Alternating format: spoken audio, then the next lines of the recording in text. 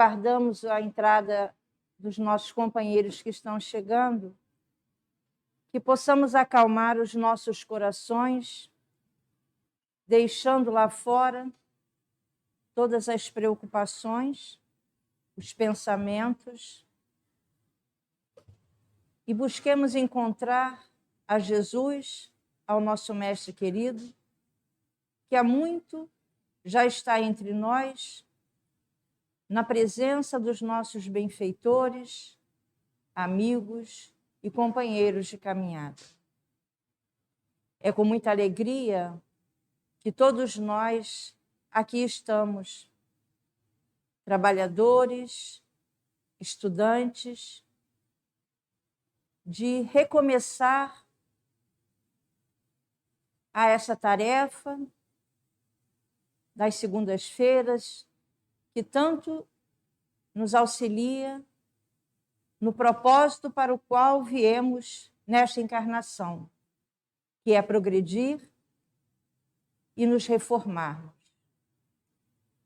Para dar início ao estudo, à palestra da noite de hoje, farei uma leitura do livro Fonte Viva, Psicografia de Francisco Cândido Xavier, pelo Espírito de Emmanuel. Eu abri ao acaso e me caiu a mensagem 132, intitulada Tendo Medo. E tendo medo, escondi na terra o teu talento. Mateus.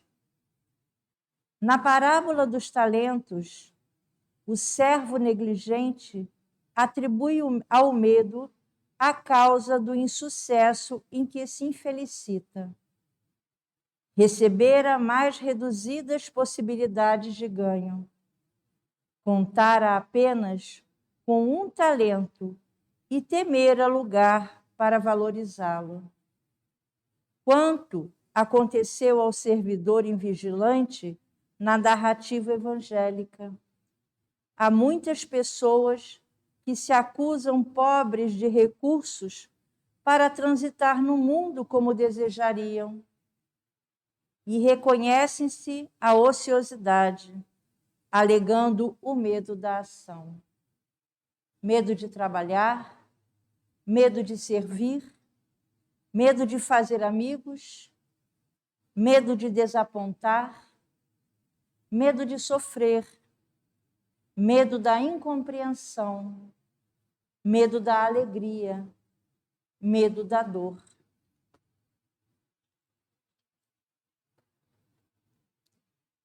Ainda continua Emmanuel a nos dizer: e alcançam o fim do corpo como sensitivas humanas, sem o mínimo esforço para enriquecer a existência. Na vida, agarram-se ao medo da morte. Na morte, confessam o medo da vida. E a pretexto de serem menos favorecidos pelo destino, transformam-se gradativamente em campeões da inutilidade e da preguiça. Se recebeste, pois, mais rude tarefa no mundo, não te atemorizes à frente dos outros e faze dela o teu caminho de progresso e renovação. Por mais sombria seja a estrada a que foste conduzido, pelas circunstâncias, enriquece-a com a luz do teu esforço no bem, porque o medo não serviu como justificativa aceitável no acerto de contas entre o servo e o Senhor.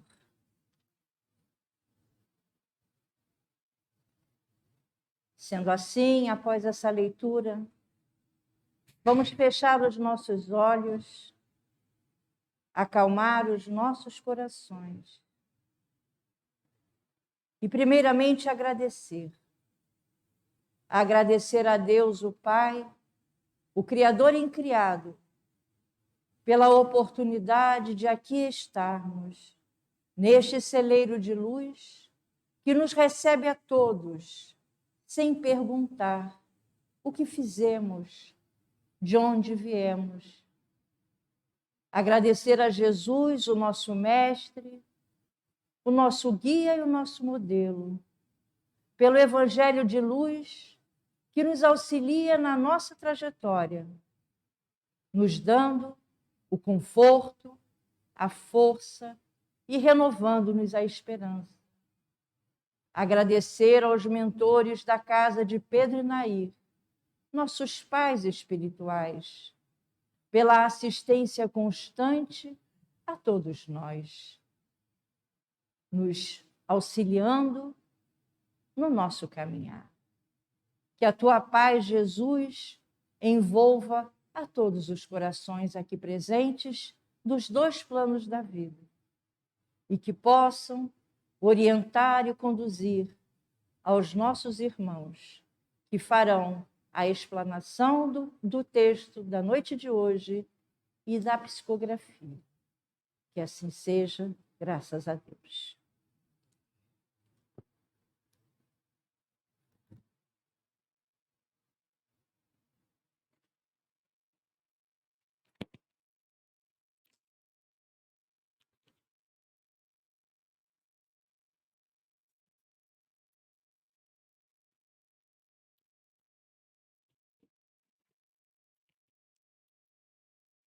Boa noite a todos.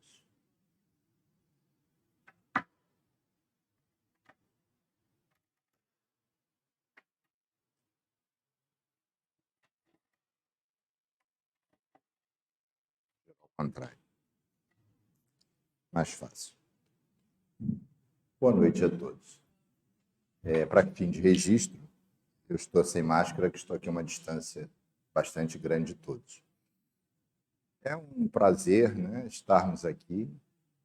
Para alguns, talvez não tenham tido oportunidade em outros dias que a casa abre, né? Sejam muito bem-vindos, que nós possamos fazer desse o primeiro de muitos eventos.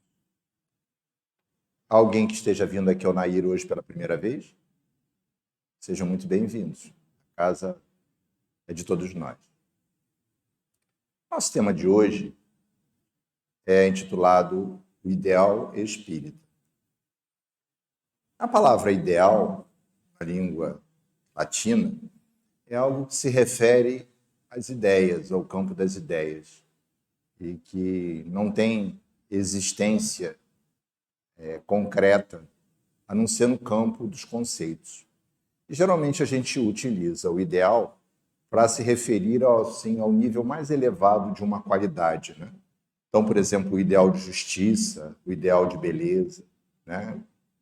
O ideal de segurança, como sendo aquela referência que nós devemos buscar, mas que não necessariamente vamos concretizá-la nas coisas que fazemos.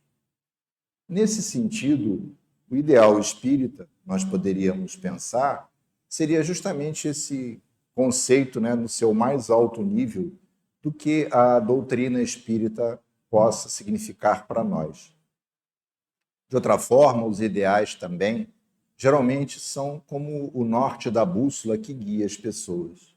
Pessoas que seguiam pelo ideal da justiça, pelo ideal do trabalho, pelo ideal da caridade, pelo ideal da honestidade, vão seguir em todos os seus passos, do seu jeito, aquela direção, porque defendem essa referência, esse norte. Então, quando nós pensamos no ideal espírita, podemos pensar duplamente, né, naquilo que é o plano das qualidades mais elevadas, né, e também pensarmos no que o ideal espírita seja para nós uma referência, algo que nós possamos e devemos usar como nos guiar pela nossa vida.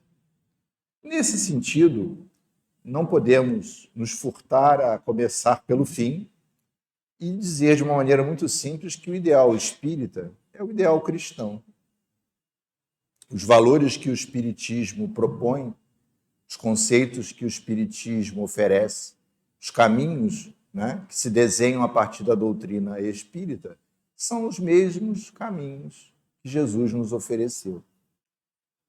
E por que isso?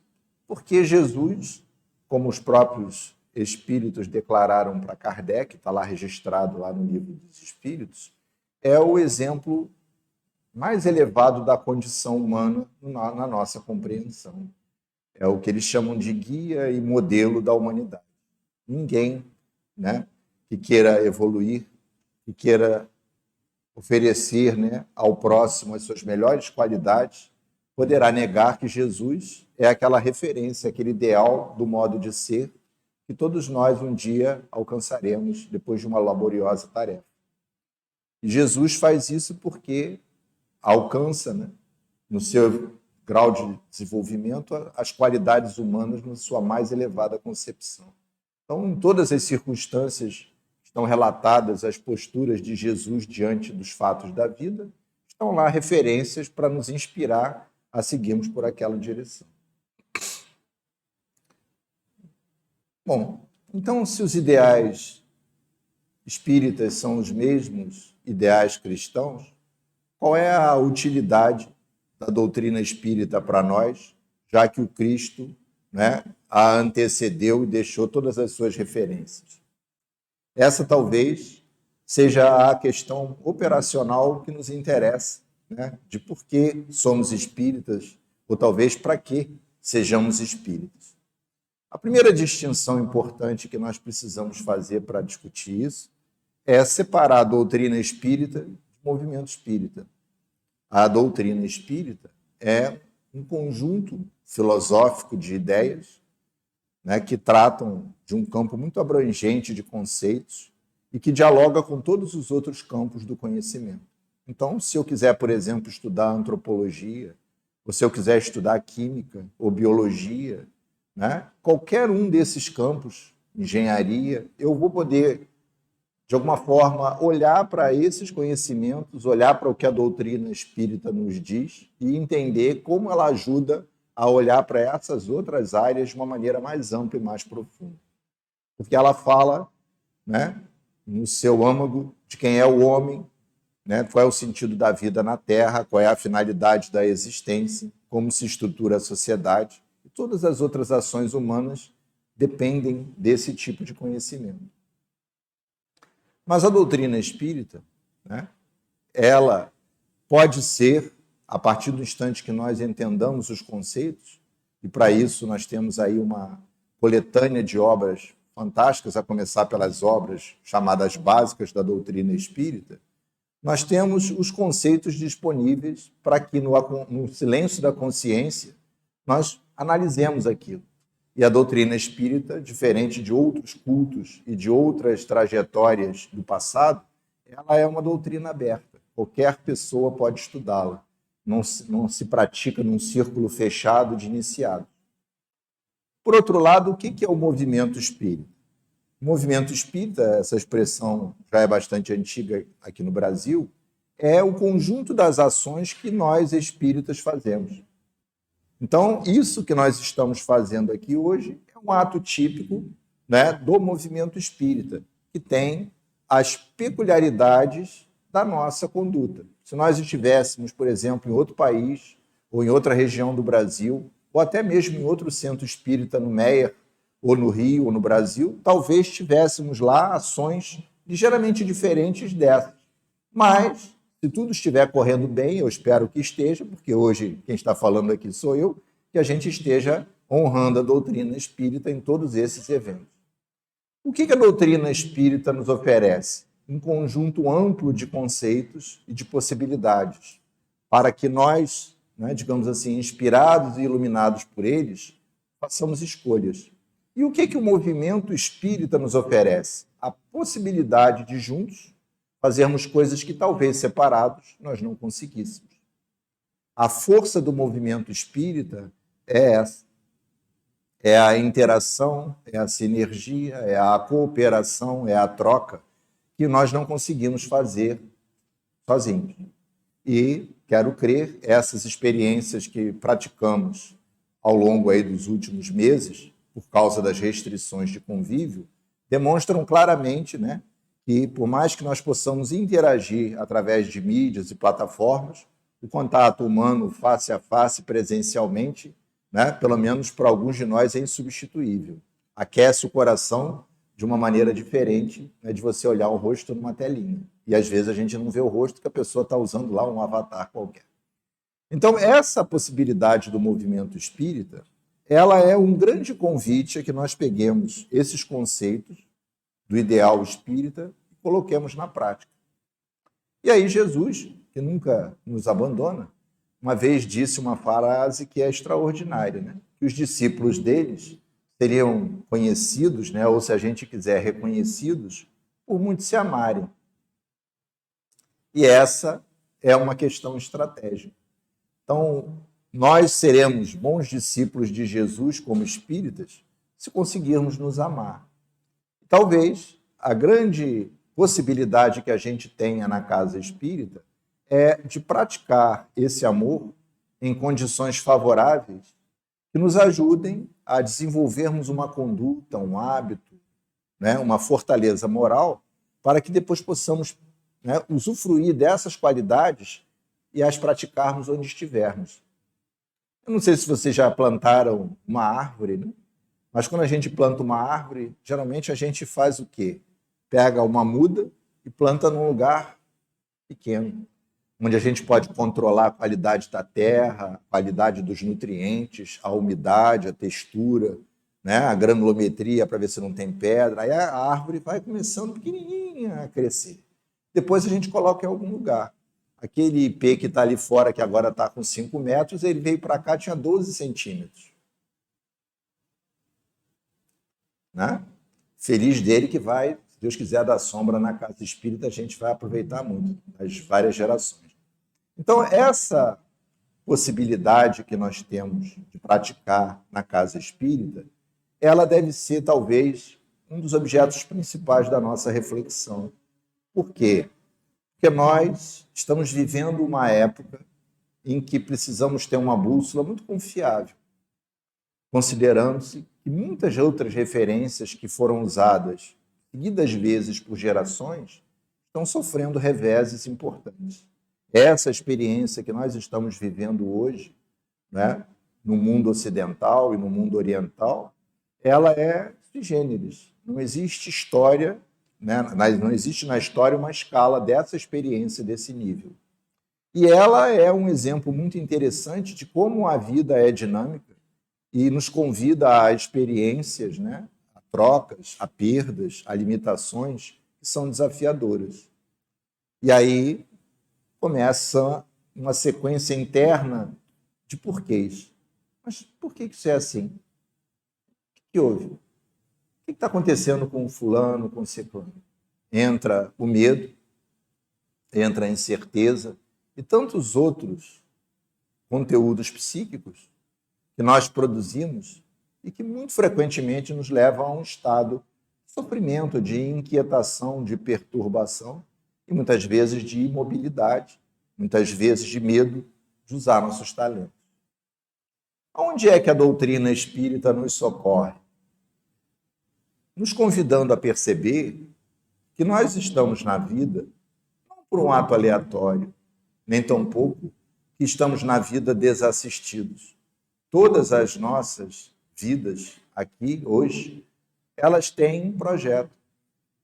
Esse projeto não é aleatório, não é uma ficção. É, na verdade, uma estrutura muito organizada que nos oferece as melhores condições possíveis para que nós nos desenvolvamos. Por quê? Nós estamos aqui, mas não somos daqui. Nós chegamos e um dia vamos partir, assim como todas as pessoas em volta de nós, todas as roupas que usamos, as casas que construímos, as plantas que plantamos, tudo tem um tempo. Mas a essência da nossa existência não é o corpo, é o espírito. Esse eu verdadeiro não acaba. E é esse eu verdadeiro que vem aqui cumprir uma tarefa e depois dela retorna ao seu local de origem. Esse é um dos princípios da doutrina espírita, a da imortalidade da alma. E essa concepção do ideal espírita faz toda a diferença comparativamente, por exemplo, aos companheiros que não têm essa certeza nem essa convicção. E aí a vida vira uma corrida fugaz contra a morte, que para nós não é. também temos a oportunidade, com muita frequência, de ouvirmos aqueles que são nossos corações queridos e retornaram à pátria espiritual, narrando a perspectiva que têm de lá do que fizeram, do que viveram e de onde estão. E isso, para nós, além de consolador, é extremamente esclarecedor, porque percebemos que eles continuam os mesmos, não é, que nós encontramos aqui.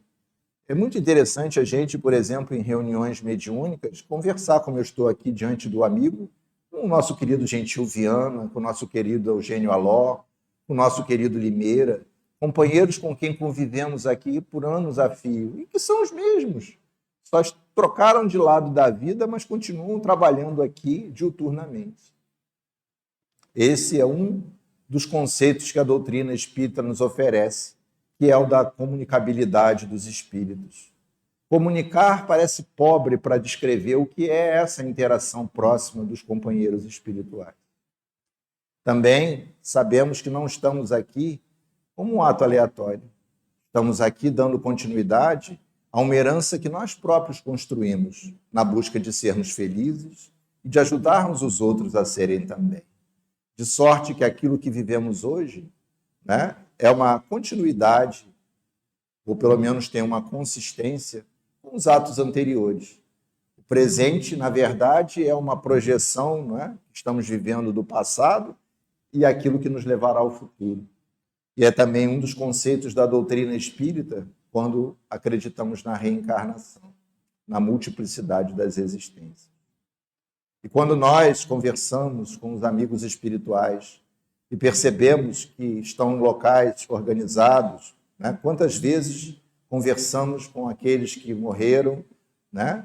Vítimas de doenças como a Covid, por exemplo, e narram a sua hospitalização no mundo espiritual. Aí alguém dirá, mas tem hospital no mundo espiritual? Tem cidade no mundo espiritual? Tem. A literatura mostra isso e a narrativa infindável de muitos espíritos também. O que mostra que nós não somos apenas, né, usuários desse plano como um mundo habitado. Há muitos planos habitados, há muitos mundos habitados, né? E isso não se refere apenas à humanidade encarnada, mas também à humanidade desencarnada. E também é um dos princípios da doutrina espírita, a pluralidade dos mundos habitados. E temos, finalmente, e talvez na raiz de todas essas coisas, a convicção segura da existência de Deus, como sendo esse ser amoroso que ancora de uma maneira lógica, justa e misericordiosa todas as ações do universo. Com esses princípios, podemos esclarecer todas as questões da vida. Basta um ato de elaboração filosófica. E por que a doutrina espírita nos traz isso? Porque ela veio para uma época em que a fé precisava dialogar com a razão. Porque há muitas pessoas que têm fé, uma fé profunda e sincera, pensam nisso. Mas talvez muitos de nós precisemos entender, compreender, conversar, discutir sobre algumas questões para nos convencermos. E para isso, a doutrina espírita foi estruturada em dois apoios, né? Na experimentação dos fenômenos, na observação dos fenômenos, como a ciência faz, e na reflexão filosófica e moral sobre as suas consequências. Foi isso que Kardec fez. Kardec era um homem já de meia idade, uma pessoa que tinha uma carreira acadêmica conhecida, uma pessoa de muito elevado caráter, e aí tropeçou nas evidências das mesas girantes, dos fenômenos espirituais. Parou para pensar, como cientista, mas rapidamente percebeu que se aquilo que estava ali acontecendo pudesse ser confirmado, traria, né, à luz todo um sistema de valores que mudaria o destino da humanidade. E ele se entregou de corpo e alma a essa tarefa, inclusive com sacrifícios muito fortes, e fez uma coisa fantástica num período de 10, 15 anos, né, que nos deixou esse legado maravilhoso. De uma certa forma, quando nós estamos aqui hoje, eu penso que nós somos, ou podemos ser como Kardec. Nós temos acesso a um conjunto de experiências e fatos que que mudam a vida. E a humanidade está muito carente disso. A humanidade que às vezes é nosso irmão, nosso primo, nosso vizinho, nosso amigo de trabalho, né? O que a gente está fazendo por eles? O que nós estamos fazendo com o nosso ideal espírita? Essa é uma questão importante. E eu penso não apenas na questão do esclarecimento, né, de conversar, de mostrar, de motivar, mas também da conduta. Porque muito frequentemente, quando nós reagimos bem diante de determinados eventos, cativamos as pessoas por essa conduta. E elas se aproximam de nós, respeitando uma atitude que elas talvez gostariam de ter. E esse é um momento muito interessante, né, de nós explicarmos por que nós agimos daquela forma. Qual é o ideal que nos orienta dessa maneira? E num momento, né, em que tantos ideais se mostram fracassados, vazios e vulneráveis, em que o sentido das existências tem sido tão abalado, levando pessoas a quadros agudos, né, de problemas emocionais, espirituais, né, a questão do desejo de encerrar a vida precocemente. Todos esses elementos mostram uma doença emocional. A sociedade está, né, com muitos dos seus companheiros adoecidos, desanimados, enfraquecidos. Nós precisamos nos cuidar. Nós precisamos nos tratar. E a primeira coisa que nós precisamos fazer em qualquer desses casos é tratar a nossa vontade, alimentá-la com as nossas convicções, fazer os enfrentamentos dos nossos fantasmas, dos nossos medos, para que nós possamos, de fato, fazer o que sugere a página. Apanhar os talentos que nós recebemos, sejam eles muitos ou poucos, e multiplicarmos esse talento a favor de nós e a favor do próximo. Que é para isso que nós estamos aqui. Nesse tempo reduzido que temos para refletir, acredito que seja um material para nós pensar. E a Casa Espírita, a nossa, ela procura oferecer esse princípio através de várias ações. Basta vocês consultarem a caravana ou as mídias sociais oficiais que nós temos, como também os companheiros daqui, e conhecerão, por exemplo, os grupos de estudo que nós temos, que são hoje à distância, mas tem os presenciais que acontecerão ano que vem, os atendimentos de natureza espiritual e também emocional que acontecem nas reuniões presenciais da casa. São todos esforços de que nós possamos nos ajudar, possamos nos apoiar, nos socorrer, porque é para isso que serve o movimento espírita. Da mesma forma, e há um número bastante efetivo, né, de atividades de assistência e promoção social, aquelas pessoas que estão vulneráveis por questões materiais, por questões de saúde. Então, tem muita coisa para fazer, né? Tem muito lugar para a gente pegar esse talento que nós recebemos e fazê-lo capital social, ao invés de enterrar na terra do medo. Ficamos por aqui, desejosos de que a reflexão nos convide a nos fortalecermos, a sermos proativos em relação aos nossos talentos. Muito obrigado.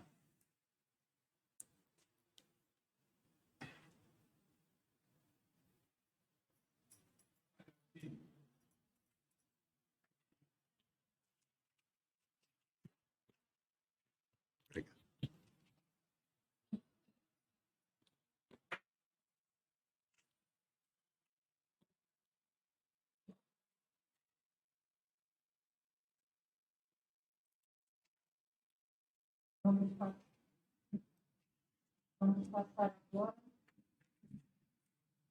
para a segunda parte, a leitura de Câmara.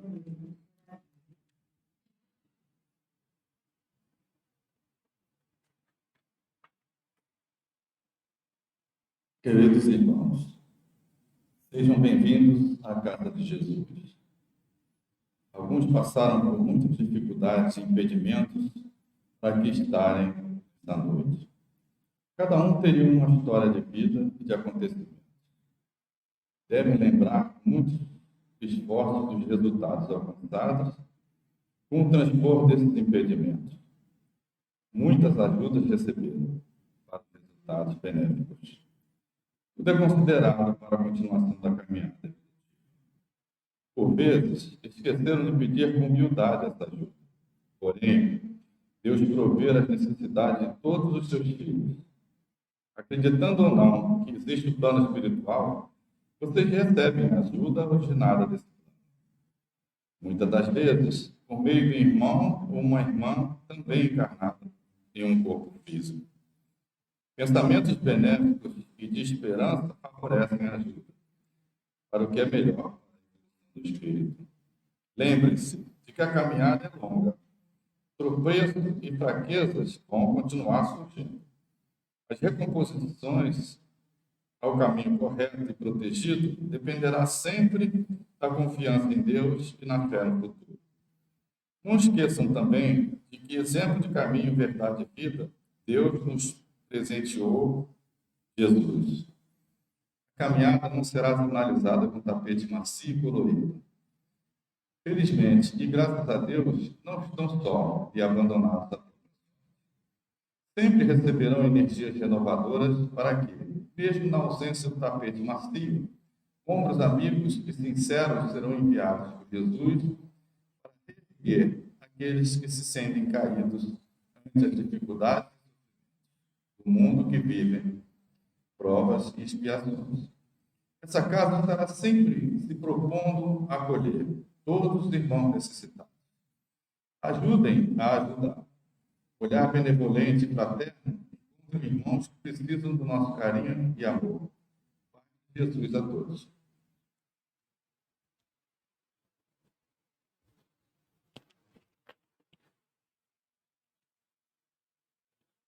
Bem, queridos amigos e irmãos de caminhada, depois de tudo que nos foi falado através do nosso irmão Ledervan, sobre o que vem a ser a casa espírita, o movimento espírita, e após a leitura desta mensagem que nos é trazida pelo plano espiritual, nos incentivando e nos fortalecendo a fé e a certeza de que não estamos sós. Que Deus, o Pai de amor, de justiça, de bondade e misericórdia, sempre nos encaminhará espíritos amigos e benfeitores, que apesar ainda da nossa ignorância e das nossas imperfeições, nos auxiliarão na nossa caminhada. Acreditem em tudo que aqui foi lido, foi dito. Reflitam, vamos refletir sobre estas causas, sobre a causa espírita. É uma casa de amor, de caridade, em que tudo aquilo que aqui entra é abraçado por esses amigos espirituais.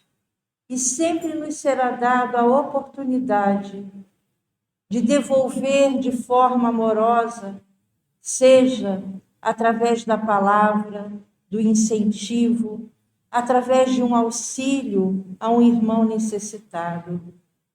Muitos de nós, ou quase todos nós, que aqui chegamos com as nossas dores, com os nossos sofrimentos. E aqui fomos recebidos, amparados, auxiliados, mas como base de tudo isso está o Evangelho de Jesus. É Ele que nos fortalece e é Ele que nos auxilia na caminhada do nosso dia a dia.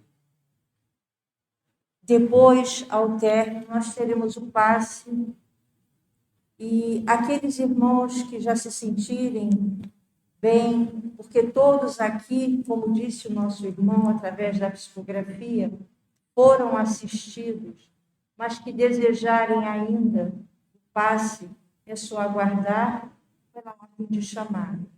Desejo a todos, aos irmãos que aqui chegaram pela primeira vez, que sejam bem-vindos, que tenham encontrado neste celeiro de luz o amor que necessitam para prosseguirem na sua caminhada. Essas portas estão sempre abertas a todos nós. Gostaria também de lembrar que haverão reuniões públicas às segundas, às 20 horas, tendo início no dia de hoje, às quintas-feiras à tarde, às 14, não é, Sônia? 15 horas, e aos domingos, às 9 horas da manhã. 9h30, desculpe, o horário sempre é difícil. Tá? Que todos tenham uma boa noite e que Jesus permaneça vivo em nossos corações e em nossas mentes. Uma boa noite a todos.